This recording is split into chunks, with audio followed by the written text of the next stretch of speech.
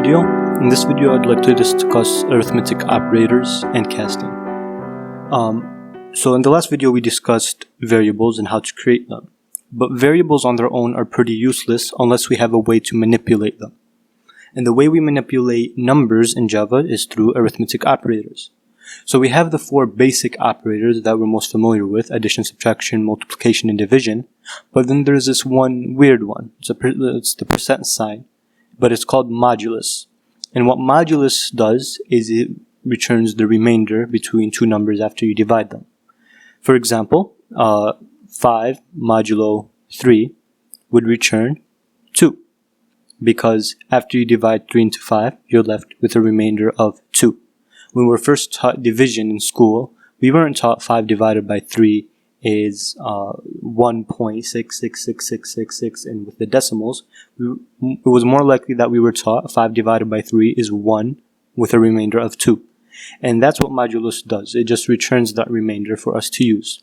Now you might be asking, what is the usefulness of the modulus? Well, the most immediate usefulness I can think of is divisibility. You can test for divisibility. So for example, if I wanted to test if a number was even or odd, well, I just have to test if it's divisible by 2. So I can do 5. If I want to check if 5 is odd or even, I do 5 modulus 2, and that would give me 1. Because there's a remainder, I know 2 is not perfectly divisible into 5, so 5 must be an odd number. Now, if 4 modulo 2 would give me 0, that means 4 must be an even number, because 2 divides into it perfectly. And these kind of divisibility rules can be useful for things like finding a leap year. The rules for determining whether a year is a leap year or not depends on divisibility rules. So now that we know our arithmetic operators, how do we go ahead and implement them and use them in our variables?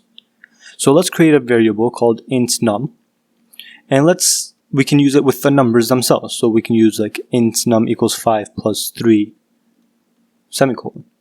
And you can keep going as long as you want. You can do 5 plus 3 minus 1 modulo 2, and so on and so forth. Now, let's say I wanted to change the number itself. So then I can do num equals 8, for example, and then this will change. Well, 8 is the same thing. So let's say num equals 9. So that will change the 8 to a 9. So I can do 9 plus 1, for example. Well, let's say I want to use the numbers previous, like I want to increase number. So first off, let's talk about how this equal sign works. What this equal sign does is it's an assignment, right? It evaluates the expression on the right. So it's going to do everything on the right first. And then whatever the answer is, it's going to end up storing it in the variable on the left. So if I want to increase this number by 1, I can do num equals num plus 1. So over here on the side, I'm going to create like a small box so we can keep track of our variable as we change. So when we first create our variable, well, num equals 5 plus 3, which is 8. Next, what we're going to do is we're going to do num equals num plus 1. So remember, first it evaluates this side by itself. It's going to look at num, which is 8, and then it's going to add 1 to it, and it's going to become 9. Once it gets the answer, it's going to store it back into num. So what we effectively just did is we changed our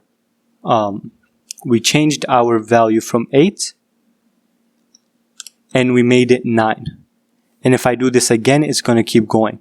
And instead of num plus 1, I can do num minus 1. I can do num times 2, nums divided by 3, num divided by 5, num modulo. It can go on for as long as you like. And then you can keep adding on. You can do num plus 1 plus something else. And let's say I had a different variable, int x, for example.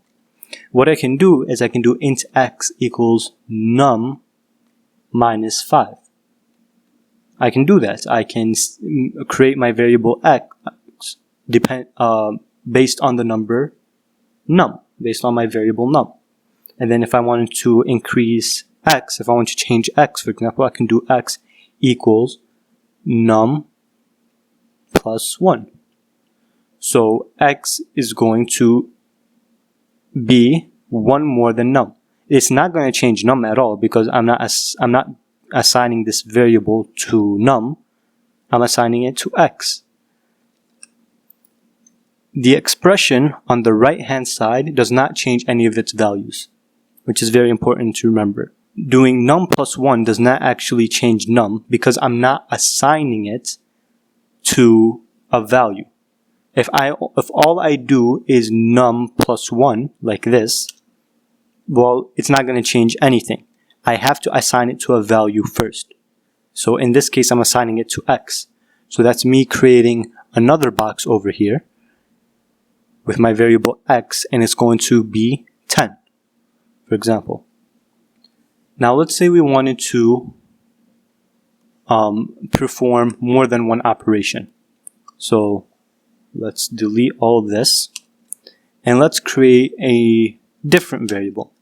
So we'll keep num, we'll have num equals 8, and then we'll have an x, int x equals 7. Now let's say I want to create a new variable, int y, which depends on both num and x. So I'll do int y equals x times 8 plus num divided by 2. Now, when doing expressions like these, Java follows the order of operations. So it's going to do the multiplication first and the division, and then it's going to add these two results together. If I wish to do the 8 plus num first, I would have to specifically outline that with parentheses. You can put parentheses in Java to outline how you want your order of operations to go. So for example, if I wanted to do this chronologically, I wanted to do x plus 8 first, I would put parentheses around x plus 8. And then I wanted to add num, I would put parentheses around these outer ones, and then it would divide by 2. And you can use parentheses not only to dictate order of operations, but to make it easier to read for the user. For example, if I put parentheses around the x times 8 and the num divided by 2, I'm not really changing how the things operate, how it's being evaluated, but it just makes it easier for me as I go back to it to know what I meant for the program to do. So if we go ahead to a program, I've already gone and created an operators class. I'm going to just shrink this view down over here so we don't have to keep going in between windows. So let's create our variable int num equals 5 plus 3. Now let's print out our num after each operation we do, so that way we can track how it's changing. So now I want to increase this number by 1. So I'm going to do num equals num plus 1. And then I will print out the value. Now let's say I want to divide. So now we're going to divide num by 3. And then we will print out that value. And then let's try a modulus, for example. We'll do num equals num modulo 2. So modulo 2. And we'll print out that as well. Now if we compile it and we run it, we can see how the numbers change. So it starts off with 5 plus 3, which is 8. And then we add 1, which becomes 9. Then we divide by 3, which becomes 3. And then we do modulo 2, which divides 3 by 2 and returns the remainder. So it's going to return 1. Now, let us discuss some shorthands. As you can see, in every single one of these cases, we did num equals num and then some operation because we want to change the number itself. Now, that's pretty tedious to have to retype the variable twice every time to perform an operation. So there's a shorthand for it. The shorthand is num, and then you put the operator you want to do, the operation, and then you put an equal sign after it, and then you do the number. So num plus equals 1. And what this does is you don't have to do this num plus 1 at the top. So these two lines of code are doing the exact same thing. They're both adding 1, but one is shorter than the other. For example, here, num plus equals is going to do the addition operator and is going to add 1 to the number. That's what this shorthand does.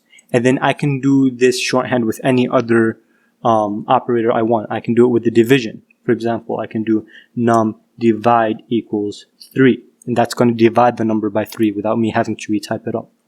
These lines that I'm typing up do exactly the same thing as the lines above them, except it's just much shorter. So if I were to delete the previous lines and compile and run it, then we will see that it will give us the exact same output. 8931. Oops. 8931. Exact same thing as before. And this kind of shorthand can make your programming a lot faster. Now there's one more shorthand I wanted to discuss. A very common occurrence in programming is trying to increase a variable by just 1 or decrease it by just 1. And because it's so common, there's another shorthand for it. You could do num plus equals 1, or you could do num plus plus. And num plus plus means I want you to increase this variable by 1. And then there's the equivalent of num minus minus. And these are the only two. There's no such thing as divide divide or multiply multiply or modulo modulo. Those things don't exist. It's only num plus plus and num minus minus. And this one will increase your number by 1, and this one will decrease it by 1. So, with that being said, these 3 lines of code will all do the same thing. These 3 lines of code do the same thing. They all increase the variable num by 1. And which one you use doesn't really matter. It's just a shorthand. And you will see the shorthand used in a lot of different programs.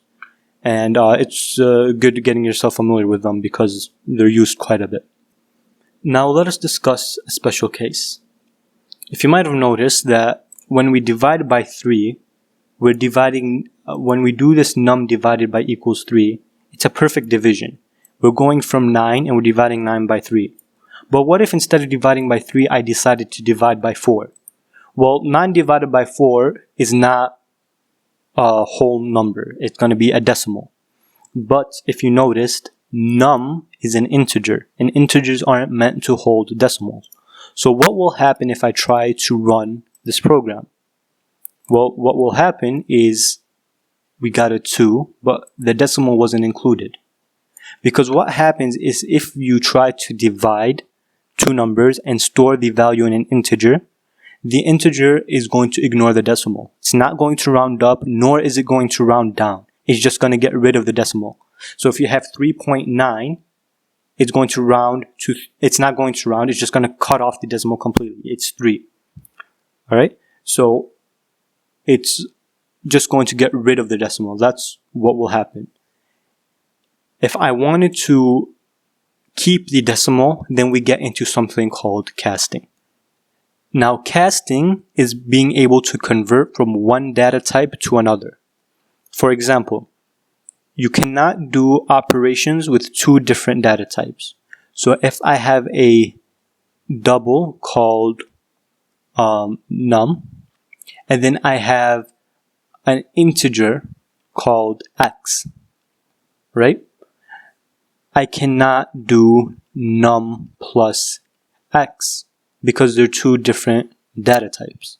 I have to make sure that all my variables that I'm using in an expression are of the same data type. So how do I do that? Well, first let's give these numbers some values. So in num, double num equals 8.1 and x equals 5. Now let's create an integer. For example, let's say I want to store this in integer. Integer y equals num plus x. Now Java won't let me do this because num is a double and x is an integer. So what I have to do is I have to convert to an integer because I'm storing this into an integer. So that means my final result has to be an integer. So I want to convert my double into an integer. The way I do that is I open up a pair of parentheses before the variable I want to cast. So over here. And then I put the data type I want to convert to. So I opened up a pair of parentheses, and then I put the data type I want to convert to. So now what this will do is it's going to convert this variable into an integer only for this specific operation. What that means is that num is still a double, but only for this specific instance is going to be treated as an integer. Now if you noticed, num is 8.1. So how does it get converted to an integer? Well, when I do this casting, it's called downcasting because I'm decreasing the accuracy. I'm going from something that can store decimals to something that can't. So the decimal is going to get lost. So int num, when I cast the number into an int, is going to lose the decimal. It's just going to be treated as 8. And then I don't have to cast the x because the x is already an integer. So it's going to do 8 plus 5, which is 13. So our y will now store the value 13. Now let's say instead of y being an integer, y was a double. It was double y. Now the way we treat this is instead of converting the number to an integer, we convert the x to a double.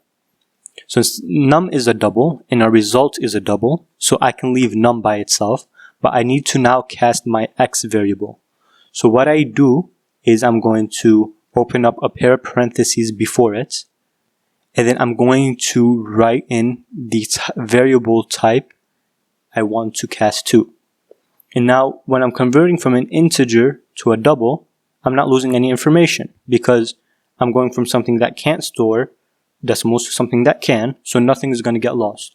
In fact, it's just going to store the number as 5.0. Anytime you see that 0.0, you know you're dealing with a double. For example, if Java sees a 5, it's going to assume it's an integer, but if it sees a 5.0, it's going to know it's dealing with a double. And that's important to know because we'll get into a moment in a minute where this kind of case matters. So this is converting between ints and double, right?